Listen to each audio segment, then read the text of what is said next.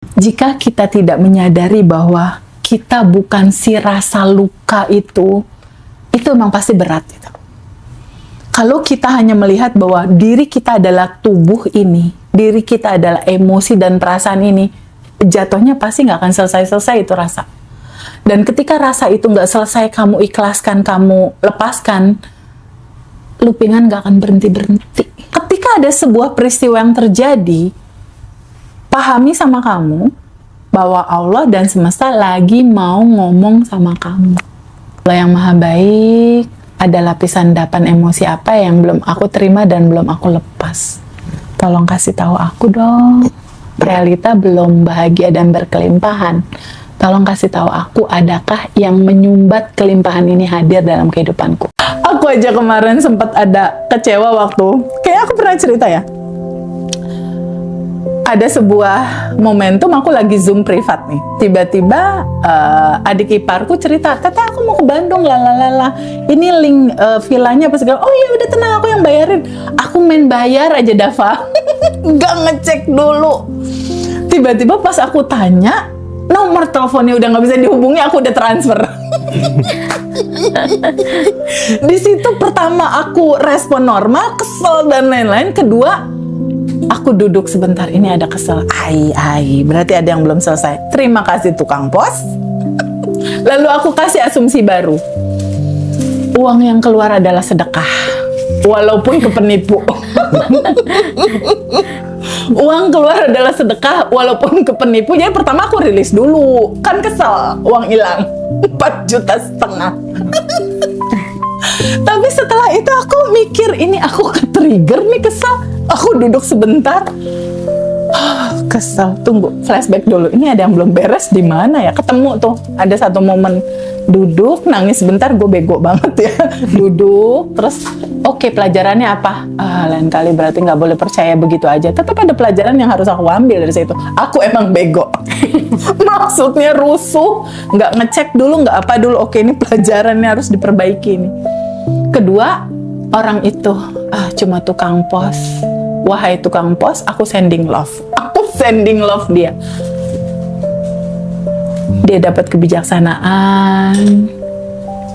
Dia sehat, bahagia, berkelimpahan. Suatu saat dia dapat pencerahan untuk menyadari apa yang dia lakukan gak baik gitu. Lalu aku memberikan gambaran pemahaman, oh iya ya, mungkin ada rezeki orang lain yang masih tertahan di aku. Sehingga semesta kayak memaksa aku untuk akhirnya keluar duit juga. Tapi dalam kondisi yang gak enak. Mungkin si pencuri ini butuh uang kali ya, buat anaknya sekolah, buat istri keluarganya beli beras. Jadi munculnya apa? Masya Allah, makasih duit ini mengalir kepada si yang menipu aku itu.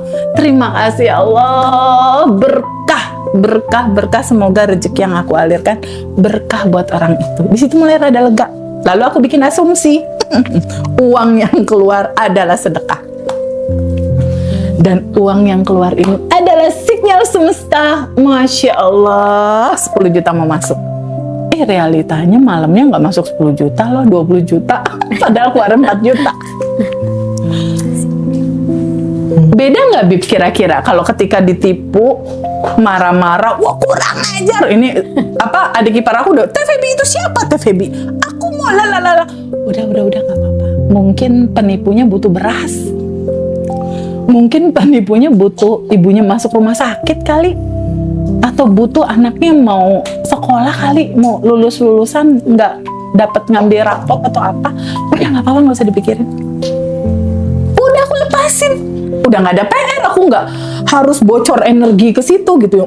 Itu orang gimana kira-kira, capek aku. Aku lebih baik sending love, udah close, tutup. Aku bikin asumsi baru. Ini sinyal semesta. Aku harus belajar lebih baik, lebih teliti, lebih nggak langsung transfer kalau ada apa-apa. Itu kisah nyata. Hilang 4 juta, dapatnya 10 juta. Lebih daripada itu gitu. Mungkin ketangkep nggak? Ketangkep mungkin, sama juga. Aku juga gitu sih dah. Abi pernah punya pengalaman? Pernah pengalaman baru kemarin. How come? Gimana?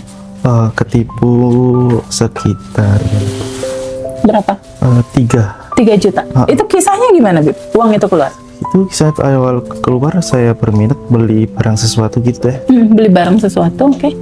Awal transfer udah ada jasa Rekber juga kan aman. Setelah saya bayar ke Rekber, setelah udah down semuanya Dan saya mendapatkan konfirmasi bahwa barang tersebut udah kebeli. Namun beberapa hari saya kontak lagi udah nggak bisa dihubungi ya? Ya, Sama kayak aku gitu. Terus akhirnya kamu responnya gimana? mungkin itu peristiwa dari awal pas saya pulang kerja malam hari.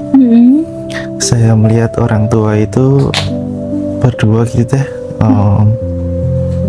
Yang satu ibu-ibu itu jalannya siak-siak gitu sama bapak-bapak yang habis mungkin pulang dari tempat sampah gitu deh, tarik plastik. Mungkin itu pertanda sih kalau disuruh sedekah. Dan kamu ngelewatin itu ya? Iya. Itu dia, Bib. Itu dia yang aku bilang, lebih baik kita melakukan dengan kesadaran daripada semesta memaksa uang itu keluar dengan cara yang menyakitkan. Aku juga ngalamin salaman, Bib. Jadi jangan dipikir aku yang udah share materi ini nggak ketemu yang kayak gitu-gitu. Ketemu banget. Makanya aku selalu mengatakan sesuatu yang aku alami dan aku praktekin dan hasilnya gimana. Ya memang itu yang aku ceritain ke teman-teman yang udah teralami sama aku. Aku nggak bisa nyeritain sesuatu yang nggak aku alami, itu nggak bisa. Nggak dapet feel-nya karena aku nggak ngerasain. Ngapain aku ceritain kalau nggak ngerasain? Semua materi Bandan Revolution itu udah teralami semua. Daily rutin itu semua aku praktekin. Dan sudah ada hasilnya. Ketika sudah berhasil, baru aku ceritain. Kalau kita lihat sejarah aku ngobrol sama Mas Hendra, di awal-awal kan aku nggak langsung iya. Aku bilang, entar Mas, aku mau ada eksperimen dulu. Ingat nggak? Iya. Entar Mas. Nggak aku iyain karena buat aku entar dulu. Kalau ini udah yang terbaru manifest, aku baru mau Mas Hendra. Ini belum, entar dulu. Gitu. Itu akan beda ketika kita mengungkapkan dan menyampaikan sesuatu yang kita alami sama yang teori doang. Kalau yang teori doang, nggak akan sampai ke hati kamu bahasa ini. Kalau kita merasakan, sampai getarannya ke hatimu. Gitu. Jadi kembali lagi, abaikan realita. Abaikan realita bukan berarti mengacuhkan, enggak. Tapi kamu tidak melekat rasa di situ yang, ini gimana? Enggak begitu, bukan itu. Tapi lihat realita itu sebagai hidangan semesta. Yang penting itu bukan peristiwa ininya, Dava, bukan peristiwa ini. Yang penting tuh responmu dalam kesadaran. Responmu dalam kesadaran kekurangan dan ketakutankah meresponnya? Atau responmu dalam kesadaran yang kesadaranmu melebar dalam cinta dan kelimpahan? Itu akan beda banget itu responnya. Sangat beda dan hasilnya juga akan beda. Dan itu indah sekali. Yang indah itu bukan manifestnya, bukan. Kalau aku rasakan ya, bukan dapat ininya, bukan. Tapi yang indah itu adalah prosesnya. Proses kita melewati ini semua gitu. Itu indah sekali sih buat aku. Sangat indah. Ya. Pertanyaan berikutnya? Hebat banget ya Teh ya. Nah Teh, yang kelima, bagaimana cara memulihkan rasa percaya diri setelah mengalami pelecehan verbal atau seksual? Menurut Teh Feby bagaimana? Ya, alumni privat itu ada cukup banyak yang mengalami pelecehan seksual. Ada yang sampai diperkosa, ada. Dan itu memang satu pengalaman yang gak mudah dilalui gitu. Ada juga yang secara verbal, kamu nggak berguna, kamu pembawa sial, kamu itu juga ada teman-teman, dan itu pasti butuh ekstra gitu melewati itu semua. Tapi gini teman-teman, jika kita tidak menyadari visi misi jiwa kita, jika kita tidak menyadari bahwa kita bukan si rasa luka itu memang pasti berat gitu. Kalau kita hanya melihat bahwa diri kita adalah tubuh ini, diri kita adalah emosi dan perasaan ini, jatuhnya pasti nggak akan selesai-selesai itu rasa. Dan ketika rasa itu nggak selesai, kamu ikhlaskan, kamu lepaskan, loopingan nggak akan berhenti-berhenti.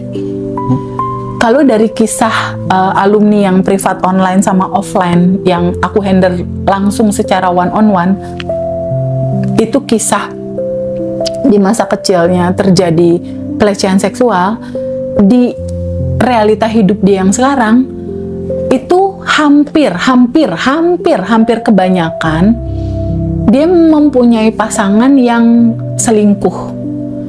Kalau nggak pasangannya selingkuh, kalau nggak dia KDRT, pasangannya pukulin dia. Kalau nggak seperti itu, dia juga mengalami satu kekecewaan lainnya yang nggak selesai-selesai. Kenapa itu terjadi? Ini hanya salah satu dari sinyal cara kerja semesta untuk ngingetin orang ini untuk melepaskan rasa yang belum selesai di masa kecil dia. Gitu. Jadi pokoknya Habib Dava Indri Hendar, ketika ada sebuah peristiwa yang terjadi, pahami sama kamu bahwa Allah dan semesta lagi mau ngomong sama kamu. Gitu ya. Apa yang diomongin teh? Kamu ngerasain apa? Itu yang mau diomongin. Kamu ngerasain apa? Aku sedih, terluka. Ya berarti itu sedih dan terluka di sini masih nyangkut di sini, belum selesai, belum dilepasin, beresin. Ada yang belum selesai. Karena kalau kamu nggak beresin, ini looping nggak akan berhenti-berhenti nih sampai akhir hayat. Looping nggak akan berhenti-berhenti loh sampai ujung usiamu. Dan biasanya kalau misalnya tubuhmu looping terus kan, tubuh Habib, tubuh Dava, Indri, aku dan semua teman-teman itu kan punya kapasitasnya. Kayak memory card 5 giga, 10 giga, itu kan ada kapasitasnya. Kalau kapasitas endapan emosi ini penuh, kelebihan kapasitas, muncullah penyakit berikutnya. Gerd, sakit kepala, gatal-gatal, alergi. Pernah dengar nggak ada teman yang alergi? Iya. Ada teman yang alergi debu lah, asma misal. Pernah dengar ada sakit diabetes? Pernah dengar sakit diabetes atau miom? Pernah dengar? Cancer, asam urat, asam lambung. Semua judul itu adalah cerita lapisan endapan emosi yang kepenuhan, nggak ketampung di tubuhmu, luber, minta dirilis. Coba teman-teman semua yang saat ini lagi live, ada yang udah pada penuh belum itu lapisan endapan emosi? Tandanya tubuhmu mulai bicara di situ, nyut di sini, saraf kejepit, ada lagi yang angin duduk, ada segala macam, banyak kisah. Itu tandanya waktunya untuk kamu memberi ruang dirimu sendiri untuk melepaskan. Teman-teman semua, sayangi dirimu, sayangi tubuhmu. Ya, Dava sayangi tubuhmu, Habib sayangi tubuhmu, Indri juga sayangi tubuhmu. Cara menyayanginya gimana Teh Febi? Banyak-banyak melepas. Jangan kasih beban terlalu banyak di tubuhmu, kasihan dia. Capek dia, lelah dia. Organ-organmu lelah. Padahal kamu kan pakai tubuhmu dalam hidup. Benar nggak, Bib? Benar. Kamu nggak bisa pakai tubuh orang lain buat hidup. Pakai tubuhmu. Sayangi tubuhmu dengan mendengarkan tubuh ini mau ngomong apa. Ngomongnya apa sih, Teh? Kamu ngerasain apa? Rasa yang nggak enak itu duduk, terima. Cara nerimanya gimana, Teh? Ya duduk aja ngerasain apa yang nggak enak gitu. Lalu flashback dulu ke akar masa kecil. Ada nggak yang belum selesai? Kamu bisa maafin papa nggak? Dava udah bisa maafin papa belum? Bisa. Bisa? Sending love papa udah? Udah. Sip. Semua. Udah semua. Kalau ada realita yang nggak enak, flashback lagi ke belakang ya. Karena lapisan endapan itu berlapis-lapis, Dava. Dia lapis gitu. Gitu. Jadi sebagaimana Habib, Dava, Indri tiap hari kan makan ya, sehari 2 kali ya. Itu kan makanan fisik. Makanan jiwa bersihin lewat pelepasan. Gitu. Dan kamu akan ringan sekali. Kenapa butuh pelepasan itu menjadi lifestyle? Why? Karena tubuh kita yang dasarnya ini adalah kertas putih kebahagiaan dan kelimpahan, lapisan endapan emosi bagaikan debu yang menumpuk. Ketika kamu sering-sering melepas, kamu tinggal ketemu dasar dan kelimpahan ini. Nanti bentuknya gimana tuh teh kalau ini udah tipis. Segala hal menjadi mudah. Segala hal menjadi effortless kalau kata di umum. Segala hal menjadi tiba-tiba banyak keajaiban, tiba-tiba banyak kemudahan, tiba-tiba banyak pertolongan. Itu tandanya kamu deket banget nih sama sejatinya kamu. Gitu. Dan jadikan lifestyle melepas itu sebagai betul-betul lifestyle hidup kamu. Terus kapan teh ngerjainnya? Kalau aku sih sambil napas sambil melepas. Iya. Sambil napas sambil melepas. Atau pada saat sholat juga kadang aku melepas. Jadi pada saat sholat 5 waktu, Allahu Akbar, bacaan jalan kan sambil napas, sambil melepas. Atau sambil wudu. Pada saat sholat kan kalau muslim kan ada wudu kan? Sambil wudu sambil melepas. Tangan ini mungkin pernah ngotorin apa, sambil melepas, sambil lepasin semua. Gitu. Jadi selesai sholat biasanya yang kalau muslim ya rutinitas biasa lah, zikir, subhanallah dan lain-lain lakukan. Setelah itu duduk untuk ya Allah yang maha baik, ada lapisan endapan emosi apa yang belum aku terima dan belum aku lepas. Tolong kasih tahu aku dong. Realita belum bahagia dan berkelimpahan. Tolong kasih tahu aku, adakah yang menyumbat kelimpahan ini hadir dalam kehidupanku? Dava duduk sebentar, Habib duduk sebentar, diem. Nanti dia naik. Deng. Memorinya naik kita nanti. Ini ya udah duduk untuk merasakan rasa itu, lalu lepaskan. Caranya gimana teh? Tarik napas.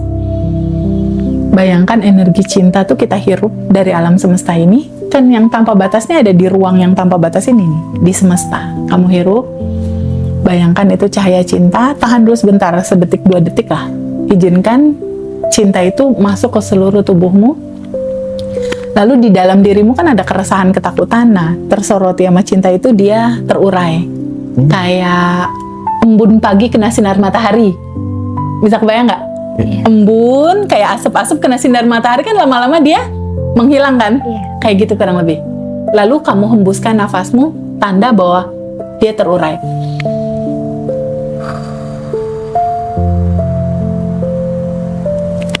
Ngebuangnya lebih panjang daripada menghirup. Kalau menghirupnya anggaplah 4, ngebuangnya 8. Sampai kayak kosong, lalu tarik lagi. Lalu hembuskan. Lakukan itu selalu. Nanti ringan deh perjalanan hidupmu. Begitu, Indri. Oke, baik. Ya, Febi, terima kasih.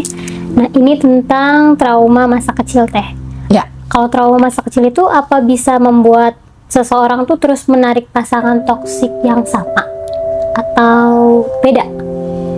Ya, teman-teman semua. Realitanya, pada saat kamu kecil, kamu merekam ada trauma di masa kecil. Ini ada satu kisah nyata dari alumni di mana dia menyaksikan ibunya dipukul sama ayahnya. Lalu ayahnya ini galak juga ke dia. Kan kalau orang tua dulu suka mukul pakai gesper ya. Suka mukul juga pakai lidi atau pakai pensil atau pakai rotan ya, rotan pemukul kasur ya kalau nggak salah. Ini kisah nyatanya begitu. dipukul. Si anak ini menyaksikan itu.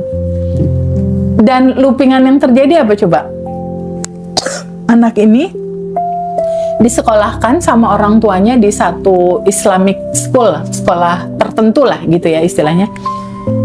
Dan dia ketemu gurunya yang juga mukul. Itu kisahnya. Jadi semua rekaman yang terekam di masa kecil dia jadi pattern, jadi pola. Pola ini menyala, mengundang realita dia terjadi sama persis seperti itu rasanya. Jadi pertanyaan yang tadi Teh Indri sampein, Teh Feby, apakah trauma masa kecil ini menarik realita di sekarang yang juga seperti itu? Jawabannya iya. Oh iya. Jika ini tidak dilepas, si cerita akar masa kecil nggak kamu sadari ini rasa ada. Ketika kamu sadari, izinkan kamu terbuka menerima, lalu alirkan. Nggak disimpan-simpan lagi gitu maksudnya. Iya. Maafkan, lepaskan, alirkan. Pakai nafas kamu aja sampai kamu lega, tenang, plong. Kalau akarnya nggak diselesain, ini akan terus dan terus terjadi di dalam kehidupanmu, nggak selesai. Sampai pada akhirnya kamu menyadari, kayaknya aku harus lepasin dan ikhlasin, gitu. Tapi kesempatan teman-teman semua mendengarkan semua informasi ini adalah clue yang sangat baik untuk teman-teman bisa memulai itu, gitu. Ada yang pernah punya kisah yang sama nggak di teman-teman semua yang live saat ini? Ada nggak? Ada yang punya kisah yang sama nggak? Banyak. Luka masa kecil menjadi realita yang rasanya sama, terluka, sakit, sedih, ada nggak?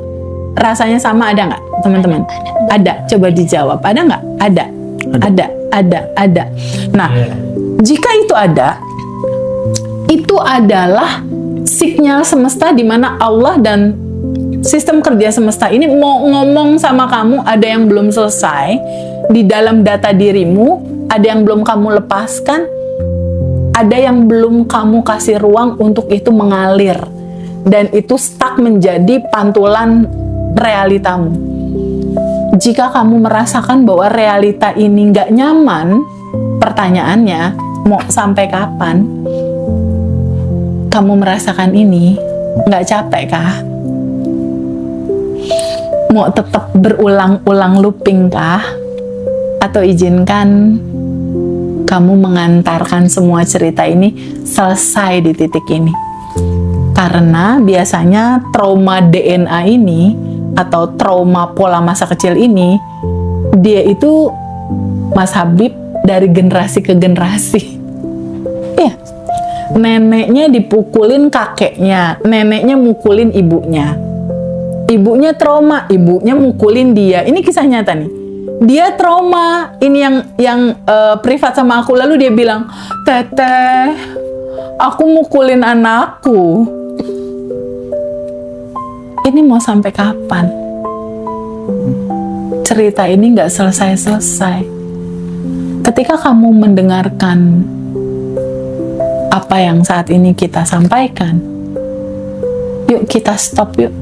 Cerita trauma ini di titik kamu aja, cukup selesai di titik kamu. Anak-anak kita, generasi kita punya kesadaran yang lebih baik gitu. Kita selesaikan di titik ini. Di titik ini kita beresin. Susah nggak TV bicara ngeberesinnya? Enggak. Cukup kamu luangkan waktu untuk menyadari rasa itu, terbuka menerima, lalu nggak usah kamu pegangin. Alirkan, larutkan. Lakukan aja pakai napas kayak tadi yang udah dicontohin. Simpel kok, sangat simpel. Tapi kembali, prosesnya nggak bisa instan. Nggak bisa instan. Kenapa nggak bisa instan, Teh Feby? Kan lapisan endapan emosinya udah bertahun-tahun. Habib aja umur berapa? 20 sekian kan? 19. Oh, belum 20 tuh, Habib. Habib masih muda ternyata. Oh, Habib 17. Nah, lapisan endapan emosi berlapis-lapis sampai seperti itu. Kira-kira bisa selesai nggak sehari, 2 hari, 3 hari? Enggak lah. Jadi, izinkan kamu sabar melewati prosesnya, enjoy. Gitu. Gitu Indri. Iya, wah, bagus ya Teh ya. Ini pertanyaan yang ke berapa ya? Bagaimana cara melepaskan rasa marah dan dendam kepada orang yang pernah menyakiti kita Teh? Bagaimana cara melepaskan rasa marah dan dendam Iya, kepada orang yang pernah menyakiti kita? Gini teman-teman. Ketika ada sebuah peristiwa, seseorang menyakiti kamu, lalu muncul rasa marah dan dendam banget sama dia. Anggaplah contohnya misalnya pasangan kita mengkhianati kita, ada marah dan dendam. Atau contohnya teman kamu bawa kabur uang kamu, lalu hilang uang itu. Kena investasi bodong lah misal. Iya. Akhirnya kamu berhutang, bayar utang sesuatu yang uangnya juga nggak kamu nikmati. Iya. Ada marah dan dendam di situ. Itu gimana Teh cara melepaskannya? Kembali lagi ke sebuah esensi utama. Masalahnya bukan sama orang ininya.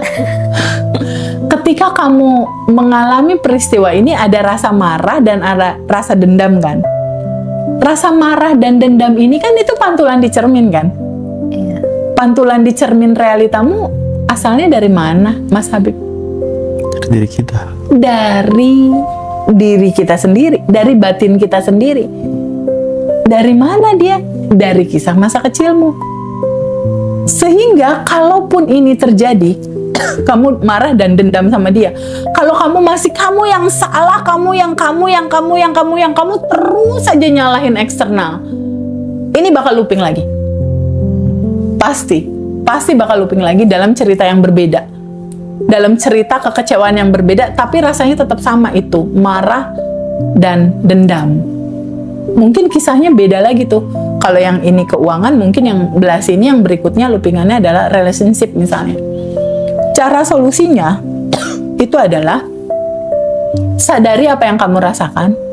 Setelah itu kamu menyadari dulu, ini realita terjadi tuh sistem kerja semestanya itu gimana ya? Oh ini cuma pantulan ya. Pantulan ini asalnya dari aku. Rasa marah sama rasa dendamnya kamu duduk merasakan dulu rasa itu. Aku marah. Aku dendam, marah banget sama orang ini. Kamu duduk dulu untuk melepaskannya, merilisnya. Lalu kamu cek ke akarnya dulu. Aku pernah merasakan seperti ini kapan ya? Karena ini kan pantulan dalaman aku.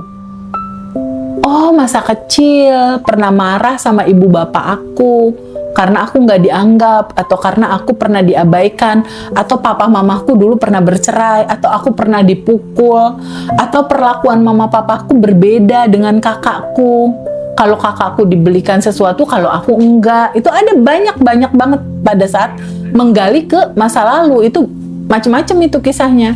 Nah, duduk dulu nih sama akar ini, lalu izinkan kamu terbuka menerima, lalu alirkan, lepaskan, baru beresin di titik yang sekarang. Izinkan, alirkan, izinkan, lepaskan juga.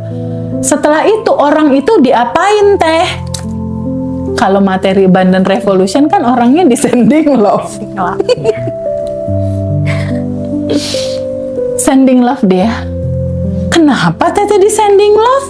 Kan orang itu nyakitin aku, kok di sending love? Iya, segalanya selesai sama cinta, Bib.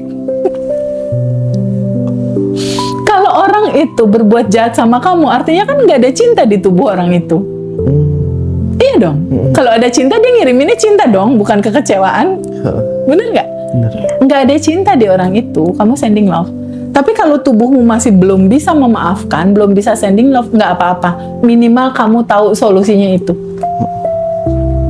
Nanti di waktu hening kamu juga akan punya kesadaran kalau ini nggak dilakukan, kamu duduk nggak terbuka menerima dan mengikhlaskan, kamu tahu resikonya.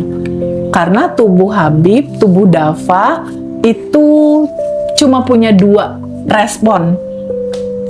Realita terjadi, Habib menolaknya kah atau Habib menerima? Kalau Habib menolak, resikonya apa, Bib? Looping. Nggak selesai-selesai dia. Yeah. Kalau Habib terbuka menerima dan mengikhlaskan, kejadiannya apa? Selesai. Ketangkap ya? Ketangkep. Sip. Praktek. Oke. Oke. Nah, Teh, ini sama sih tadi kan pas banget ya. Apa bedanya sending love dan mendoakan orang? Oh iya, ada bedanya. Detailnya nanti besok lah ya, Bib. Oke. Detailnya besok ya. Besok sayangku. Istirahat dulu ya. Karena memang kalau sending love ada fasenya. Jadi besok kita akan terangkan lebih seru. Wah. Wah, makin malam makin seru ini, Bib. Ini bikin gregetan ini, Bib. Pembahasan ini, Bib. Bikin penasaran kalau ada apa-apa. Ini bikin gak bisa tidur ini pasti. Buat teman-teman. Teman-teman semua, udah ada yang pernah nyobain rilis belum sih? Ada nggak? Ada yang belum nggak? Ada yang pernah nyobain rilis nggak, Bib? Ada yang belum nggak? Ada yang belum pernah nyobain rilis nggak, teman-teman? Ada yang belum, ada yang udah Teh. Ada yang belum, ada yang udah. Oke, sebetulnya itu simpel banget sih. Nanti besok kita akan ada praktek rilis, yang kemungkinan 100 orang lebih, 150 orang lebih lah antara offline dan online. Jadi kalau rilis sendiri dengan bareng-bareng, Habib kalau pas lagi kelas bisa ngerasain nggak, Habib, atmosfernya? Bisa. 160-an, bisa ngerasain nggak? Bisa. Kerasanya, Indri bisa ngerasain nggak? Merinding, haru biru. Yang Habib rasain gimana kalau pas lagi kita rilis bareng? Kayaknya rasanya tuh vibrasinya beda ya? Seperti beda. ada domain baru gitu Teh. Kenapa? Ada domain baru. Ada domain baru? Oh, seperti ada semesta sendiri gitu di situ yang mengalir. Iya, betul banget. Ada rasa kolektif ya yang menyatu jiwa tuh, vibrasi auranya tuh kerasa banget, itu indah banget. Sangat indah, Bib. Melepas itu indah sekali. Gimana nggak indah? Kita melihat kesedihan itu juga cinta. Kita melihat kekecewaan dalam kesadaran itu manifestasi cinta juga. Ada pelajaran di situ bahwa semua peristiwa terjadi karena sebuah reason, dan reasonnya pasti terbaik buat kita. Cuma saat ini kita belum tahu aja hikmah terbaiknya apa. Nanti terbukanya nanti beberapa tahun kemudian.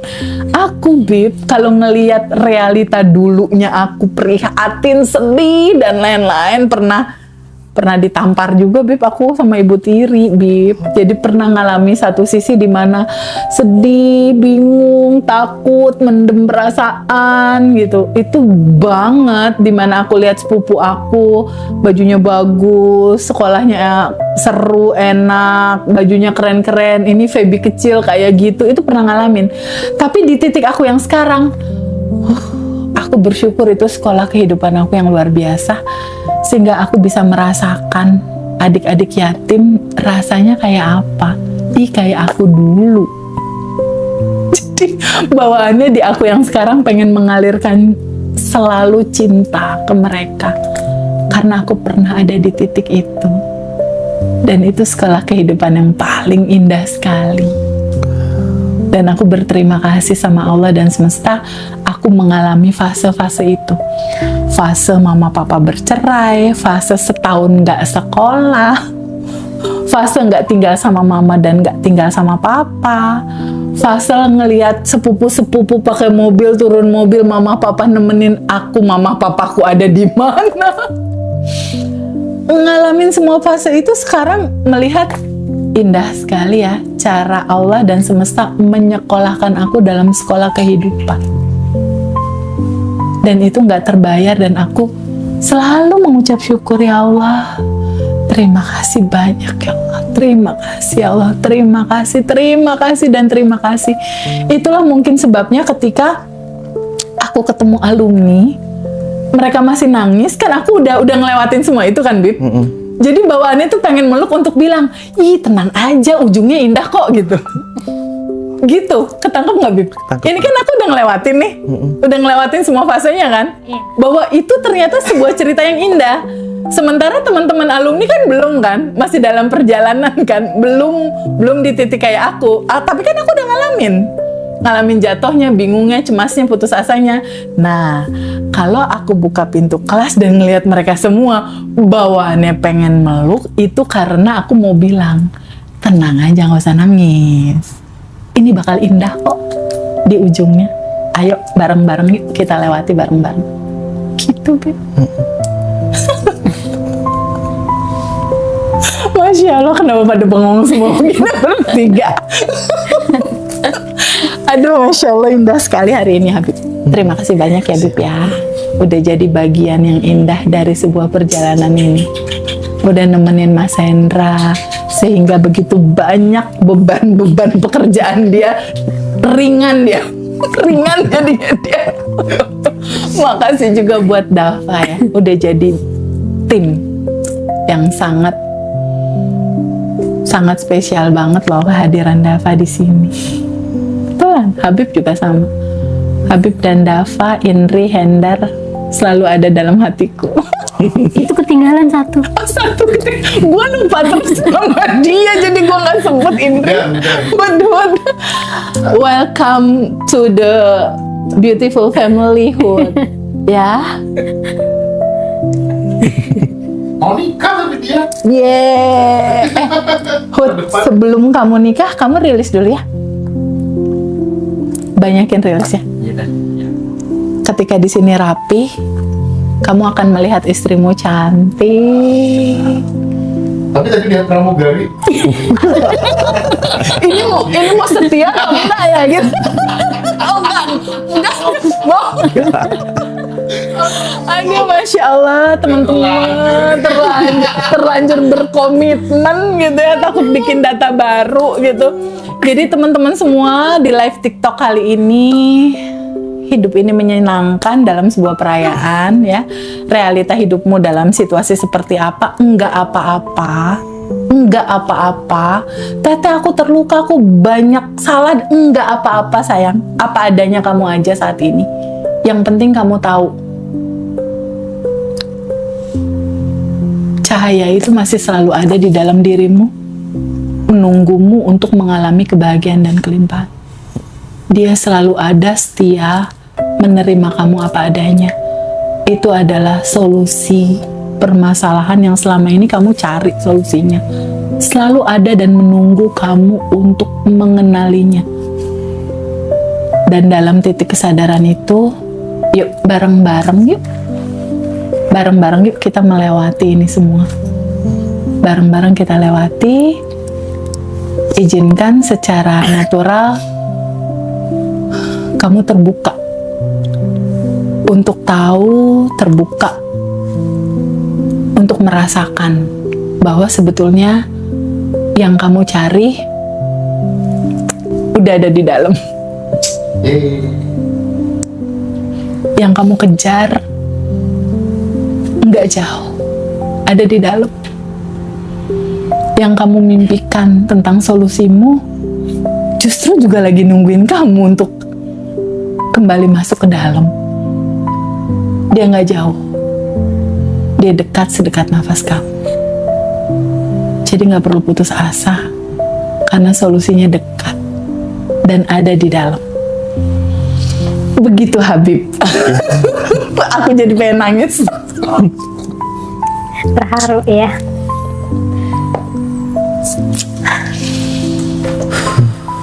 Terima kasih. Terima kasih Teh atas jawabannya. Jadi teman-teman tahu ya jawabannya seperti apa dan harus bagaimana. Sekarang aku mau nanya Indri. Ada yang beda nggak sih Indri dulu sama Indri sekarang ketika Indri udah nemenin ibu? Siapa yang jawab? Gimana ini? Ya itu sudah sehati kayaknya. Persaingan. Ya, itu dia, makanya kenapa jadi dia ditaruh di tengah. Ada yang beda nggak Indri? Indri dulu sama Indri sekarang ada yang beda nggak? Terima kasih. Alhamdulillah Teh. teteh lagi. Ya nggak apa-apa, emang aku teteh. Gimana sayang? Ya, jadi kalau dulu kan kalau malam itu sering overthinking ya. Ya. Mungkin kayak mikirin, aduh besok mau ngapain lagi ya, nanti kerjaan gimana ya, selalu mikir kayak gitu. Terutama Kalau masalah di rumah dan Iya, keluarga kan. betul. Kalau sekarang kamu lebih kayak damai gimana? sih, lebih damai, terus juga nggak menyalahkan orang tua, lebih terima, dan yang pasti selalu nanya ke dalam ada apa, ada kesalahan apa, gitu. Udah lebih tenang. Lebih tenang ya. Iya, karena kan udah praktek, gratis lagi.